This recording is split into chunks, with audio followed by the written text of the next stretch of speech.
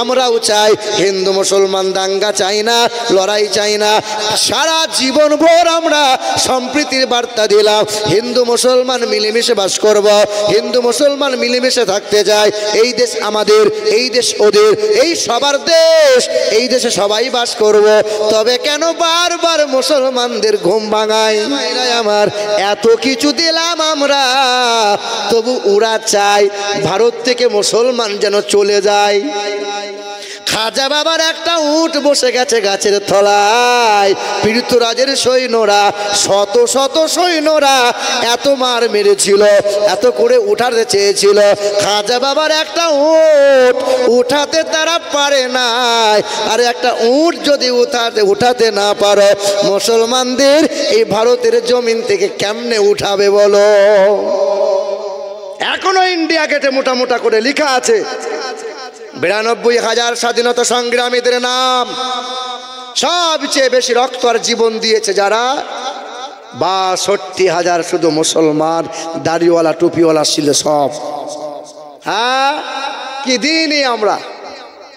আগ্রা তাজমহল আমরা দিয়েছি, লাল কেল্লা আমরা দিয়েছি, আকবর কেল্লা আমরা দিয়েছি, হ্যাঁ হুমায়ুন কেল্লা আমার বাপদাদুরা দিয়েছে। কি দিইনি বলো? কুতুব মিনার আমরা দিয়েছি, শহীদ মিনার আমরা দিয়েছি, হাজি আলী আমরা দিয়েছি, দিল্লি জুমা মসজিদ আমরা দিয়েছি, কলকাতার হাইকোর্টটা দাঁড়িয়ে আছে আমাদের জায়গায়, 14 তলা নবান্ন দাঁড়িয়ে আছে আমাদের ওয়াকফের জায়গায়, কলকাতার মোহনবাগান খেলার মাঠটা আমাদের জায়গা, কলকাতা ইডেন গার্ডেন খেলার মাঠটা আমাদের জায়গা, কলকাতা নেতাজি ইন্ডোর স্টেডিয়ামটা আমাদের জায়গা, কলকাতা নেতাজি বিমানবন্দরটা আমাদের জায়গা, কলকাতা টালিগঞ্জ বলে একটা শহর আছে 382 বিঘা, সবটা যে আমাদের মুসলমানদের জায়গা। টিপু সুলতান মসজিদের পাশে যত জায়গা সব তো আমাদের মুসলমানদের জায়গা। এত কিছু মুসলমানদের পাও, সব তো তোমরা ভোগ করো, তবে মুসলমানদের সম্পত্তি কেন বারবার চক্রান্ত করে ওয়াকফের সম্পত্তি ছিনিয়ে নিতে চাইছো বলো? আমরা যা দিয়েছি তোদের 14 গোষ্ঠী কোনোদিন দিতে পারবে না। আরে একটা কবরের ঋণ শোধ করতে পারবি না তোরা? শাহজাহান বানিয়েছিল একটা কবর, হ্যাঁ, কার জন্য? বিবির জন্য। তা কম সময় বিবির কবরটা দেখার জন্য দেশ বিদেশ থেকে যে হারে লোকজন আসে আর ইনকাম হয় ভারতে, সুদে আসলে যদি একটা কবরের ইনকাম চাওয়া হয় তো ভারতের অর্ধেক মাল খালি হয়ে যাবে। সব তো আমাদের মুসলমানদের অবদান। হ্যাঁ, পুলিশ প্রশাসন চুপ হয়ে গেল। মুসলমানরা যখন আন্দোলন করতে গেল, কয়েকজন মুসলমান রক্তাক্ত হয়ে গেল। আরে যেতে হবে কেন? কেন মুসলমানদের আন্দোলন করতে যেতে হবে? পুলিশ প্রশাসন কি করছিল বলো? কাউকে আঘাত দিতে চাইছো না বলো? আর বারবার আমাদেরকে খোঁচা মারবে, বারবার আমাদেরকে আঘাত করবে, মুসলমান নীরব হয়ে সহ্য করে নেবে। ওরা জানে না মুসলমান সিংহের জাত, যেদিন ঘুম ভেঙে যাবে সেদিন বুঝতে পারবে। হে মুসলমান বাবারা ভাইরা আমার, তবে কথা ভুলে যাবেন না, ওই আপনার ডক্টর শিবশক্তি শরৎজি, যে মানুষটা মুসলমানদের ঘৃণার চোখে দেখতো, যে মানুষটা মুসলমানদেরকে ঘৃণার চোখে দেখতো, আজান হলে পরে কানে আঙুল দিয়ে দিত, ওই মানুষটা চিন্তা উদয় হয়ে গেল, পানিতে যদি এমন কুদরত খুঁজে পাওয়া যায়, ইসলামে কত কি না আছে। ওই মানুষটা 12টা ভাষায় এমএ করা শিক্ষিত মানুষটা কোরআনটা নিল, বাংলার অনুবাদ নিল, ইংরেজিতে পড়ল, কোরআন পড়তে লাগলো। কোরআনটা পড়তে পড়তে মন্দিরে দাঁড়িয়েছিল, হাজার হাজার মানুষেরা পূজা দিতে সামনে হাজির হলো। ও ব্রাহ্মণ বাবাজি, আজকে আমার কষ্টের কথা ঠাকুরকে একটু বলে দেন। কেউ বলে ব্রাহ্মণ বাবাজি আমার পূজাটা আগে করে দেন। ডক্টর শিবশক্তি শরৎজি বলে, এতদিন তোমাদের কষ্টের কথা ঠাকুরকে বলেছি, আজ আমার কষ্টের কথা তোমাদের শোনাতে চাই। ঢোলক বলছে ঢোল বাজাবো নাকি? ঢোল বাজাবি না, তুই শালা ঢোল বাজিয়ে পয়মাল করেছিস, ঢোল তুই বাজাবি না। হে বাবারা ভাইরা আমার, ওই দিন মন্দিরে দাঁড়িয়ে দাঁড়িয়ে বলেছিল, পৃথিবীর জমিনে কল্যাণ করতা যিনি, মানব জাতির মুক্তির দূত যিনি, হ্যাঁ হতারবিন্দ্র মহাশরীন্দ্রাম ইয়া দেবী সর্বভূতে শান্তিরূপে ওং নমস্তুতে সেই নমঃ নমঃ অন্ধাত্মা প্রভাসন্তি ইয়া সম্মতি উপস্থি লা ইলহা হরতি পাপম ইল্লু ইলহা পরম পদম জন্ম বৈকুণ্ঠ পরবাপ ইনতি তো জপি নামে মুহাম্মদ লা ইলাহা ইল্লাল্লাহু মুহাম্মাদুর রাসূলুল্লাহ। বলে ব্রাহ্মণ কি ব্যাপার, কি বলতে চাইছো? বলে বেদে লেখা আছে আন্ধা তোমা অন্ধকারে প্রভাশান্তি প্রবেশ তাহারাই করে, ইয়া সম্মতি উপস্থিত প্রতিপালকের মূর্তি যারা তৈরি করে ওই মূর্তির পূজা অর্চনা করে। না না, যিনি কখনো খান না, যিনি কখনো ঘুমান না, যার কোনো বিবি নাই বাচ্চা নাই, তিনি এক দ্বিতীয় লা শারীকা লা, আর তার প্রিয়তম বন্ধুবর মানব জাতির মুক্তির দাতা মুহাম্মদুর রাসূলুল্লাহ। তাই আমি কালেমা পড়ে ইমানদার হয়ে গেলাম। যার হাতে যেমন ছিল আঘাত করে দিল। ব্রাহ্মণ বাবাজি রক্তাক্ত চেহারা নিয়ে মন্দির থেকে বেরিয়ে গেল। রক্তমাখা চেহারা নিয়ে বাবার সামনে দাঁড়িয়ে বলেছিল, বাবা ছুটে এসে বাবা দরজা খুলে বলল, খোকা কি হয়েছে? বলে বাবা আমাদের ঘরে একটা কোরআন আছে, কোরআন, ওই কোরআনের প্রেমে পড়ে গেছি বাবা। 1400 বছর হয়ে গেছে নবী মুহাম্মদ রাসূলুল্লাহকে কোনোদিন চোখে দেখি নাই, তার চেহারা হাত দিয়ে ছুঁয়ে দেখি নাই, তবে তার প্রেমে এমন করে পড়েছি বাবা, ধন সম্পদ বাড়ি গাড়ি সব কিছু ত্যাগ করতে রাজি আছি বাবা। আমি কালেমা পড়েছি, কোরআনটা বুকে নিয়েছে। সেই দিন বাবা মহন্তং প্রীতং দাসুদাস, মায়ের নাম ভানুমতি কর, বিভিন্ন নাম অক্সপরা, সবাই তখন কালেমা পড়ে নিল। কালেমা পড়ে নিয়ে এলাকা ত্যাগ করে দিল, কোরআন বুকে নিল, রাতভর কোরআন তেলাওয়াত করে। ওই মানুষগুলো এক একজনা আল্লাহ পাকের আবিদ বান্দা হয়ে যায়। তুমি কেন পারবা না? আমরা কেন পারলাম না? বলো মুসলমান। ওই মালদা ডিস্ট্রিক্টে গাজল থানার আন্ডারে একটা গ্রামে মুরব্বী মানুষ, ওই মুরব্বী আল্লাহর বান্দাটা কোরআন পড়া জানতো না, কিন্তু সকাল সন্ধ্যা মসজিদ ঝাড়ু মারতো, আর সকাল সন্ধ্যা অজুটা বানিয়ে নিয়ে কোরআনে চুমা দিত, কোরআনে হাত বোলাইতো, হাত বোলাইয়ে গোটা কোরআনটা কালো কালো ছোপ ছোপ হয়ে গিয়েছিল। মসজিদ ঝাড়ু দেয় কারা? গরিব মানুষ না ডাক্তার মাস্টাররা?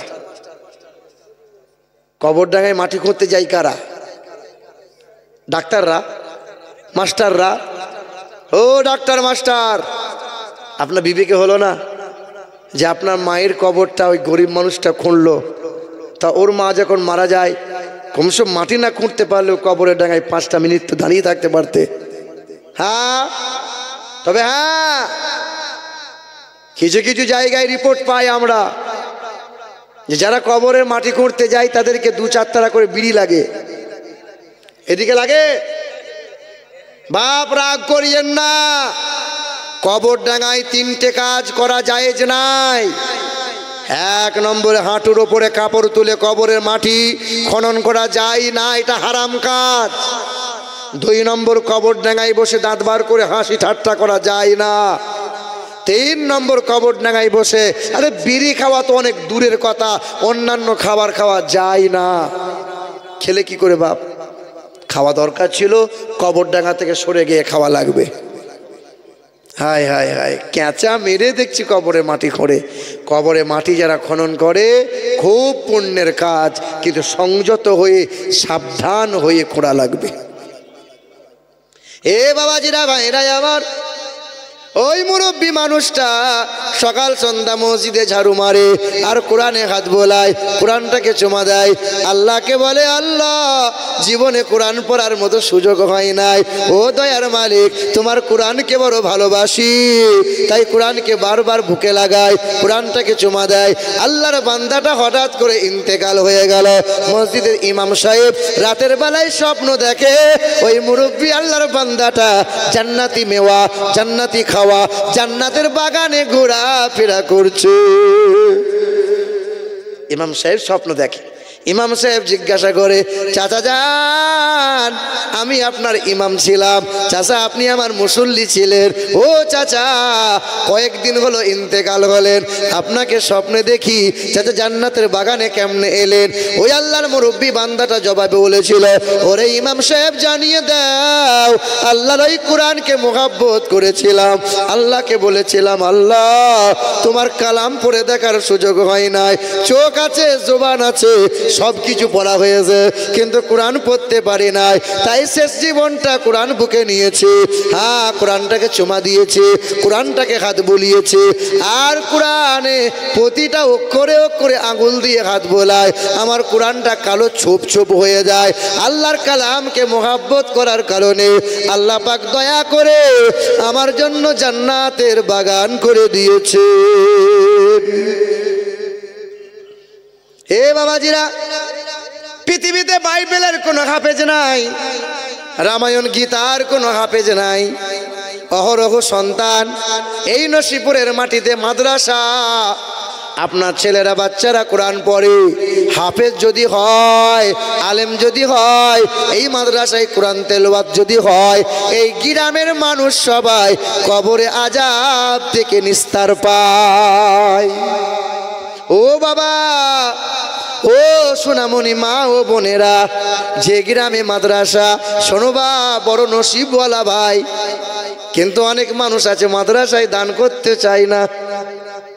অনেক মানুষ আছে মাদ্রাসার প্রতি ভালো নজরে দেখে না। আরে মাদ্রাসা হলো মানুষ তৈরির কারখানা।